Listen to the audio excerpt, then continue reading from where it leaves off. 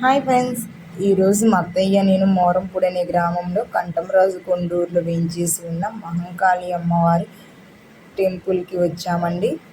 ఇక్కడ ప్రతి ఆదివారం చుట్టుపక్కల ప్రజలు వచ్చి అమ్మవారికి మొక్కుబడులు చెల్లిస్తారండి.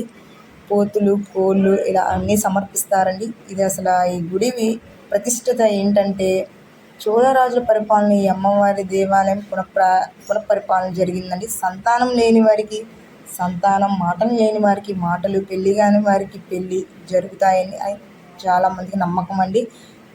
ఈ దేవాలయ విశిష్టత ఏమిటంటే, కొత్త వాహనాలు కొన్న వాళ్ళు గుడి చుట్టూ తిప్పుకొని పూజ చేయించుకుంటే చాలా మంచిదని నమ్మకం. ఇంకా గర్భగుడిలోకి ఎంటర్ అయిపోయామండి. అమ్మ దయ ఉంటే అన్నీ ఉన్నట్లేనండి, తెలుసు కదండి మనకి. ఇంకా దర్శనం అయిపోయిందండి. అలా గుడి చుట్టూ ఉన్న చిన్న చిన్న గుళ్ళు అంతా తిరుగుతూ గుడి బాగా పెద్దగా డెవలప్ చేశారండి. చిన్న చిన్న క్లిప్స్ తీసుకుంటూ ఉన్నామండి. అలా బయటకు వచ్చేసామండి. అసలు ఒక్క 3 monthsలో ఇంత డెవలప్ బాబోయ్, అసలు భలే చేశారండి బాబు.